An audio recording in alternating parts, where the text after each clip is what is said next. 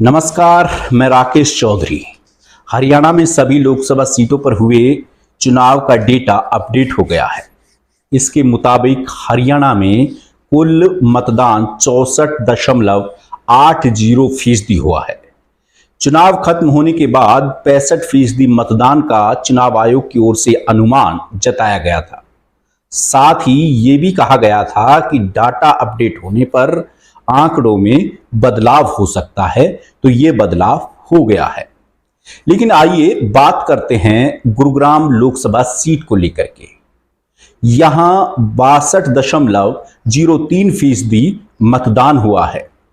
इस लोकसभा में गुरुग्राम जिले की 4, नुहू जिले की 3 और रेवाड़ी जिले की 2 विधानसभा सीटें आती हैं।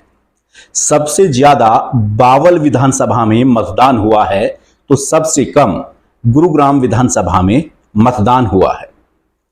हर बार की तरह इस बार भी मेवात की तीनों सीटों पर अच्छी खासी वोटिंग हुई है, लेकिन 2019 के मुकाबले यहां भी वोटिंग प्रतिशत में कमी दिखाई दी गई। विधानसभा के हिसाब से देखा जाए तो बावल विधानसभा में मतदान 65.9%, इसके अलावा रेवाड़ी में 63.3%, पटौदी में 64.6%, सोहना में 63.2%, नुहू 65.4%, फिरोजपुर झिरखा 64.3%, पुन्हाना 62.3%, बादशाहपुर 55.6% और गुरुग्राम में सबसे कम 53.6% मतदान हुआ। इस बार के चुनाव में महिलाओं की बात करें तो गुरुग्राम लोकसभा में महिलाएं आधी भी वोट नहीं डाल पाई। चुनाव आयोग के आंकड़ों के मुताबिक गुरुग्राम लोकसभा में मात्र 46.21% महिलाओं ने ही अपने मत का प्रयोग किया। वहीं 476 ट्रांसजेंडरों में से सिर्फ 85 ने मतदान किया। यानी ऑल ओवर देखा जाए तो करीब 26 लाख वोट में से 15,65,000 मतदाताओं ने ही अपने मत का प्रयोग किया है। 2019 के चुनाव में 70.34% मतदान हुआ था। पिछले चुनाव के मुकाबले देखा जाए तो इस बार करीब 8% की कमी रही। गुरुग्राम लोकसभा सीट पर मुकाबले की बात की जाए तो यहां मुख्य मुकाबला बीजेपी कैंडिडेट राव इंद्रजीत और कांग्रेस कैंडिडेट राज बब्बर के बीच ही है।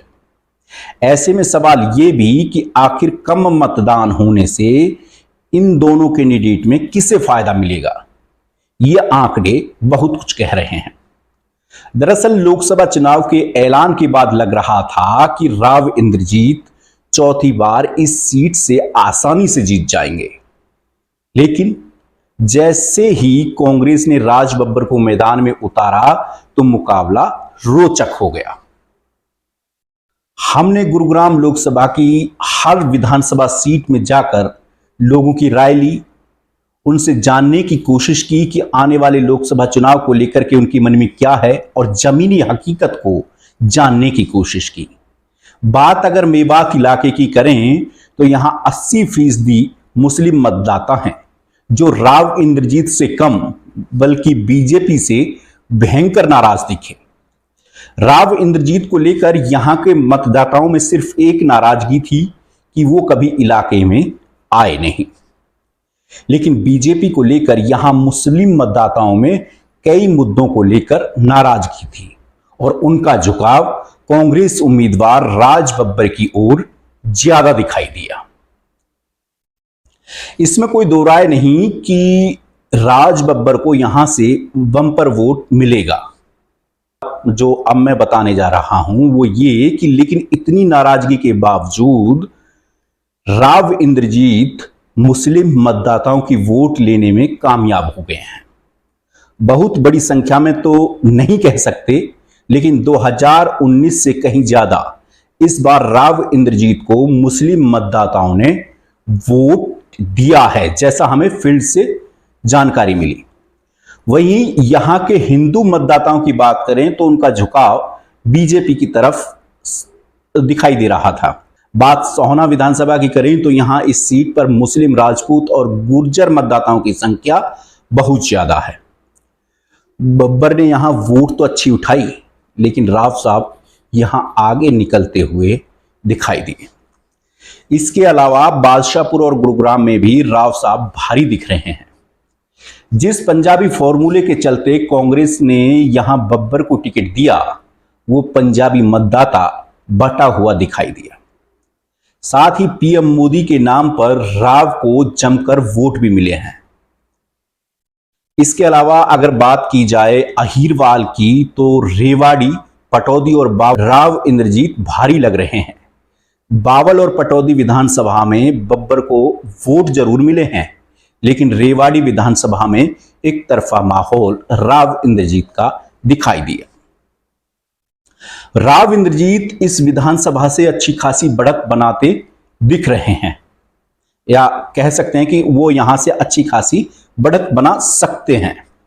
हालांकि यहां कैप्टन अजय यादव के बेटे चिरंजीव राव ने जमकर पसीना भी बहाया था, लेकिन वो इतना कारगर साबित होता नहीं दिख रहा है, जैसा हमें जमीनी स्तर पर जो जानकारी मिली है उसके मुताबिक। ऐसे में अब 4 जून को ही सही मायने में पता चल पाएगा कि आखिर गुरुग्राम लोकसभा की जनता ने किस पर अपना भरोसा जताया है। फिलहाल इस वीडियो में इतना ही। नमस्कार।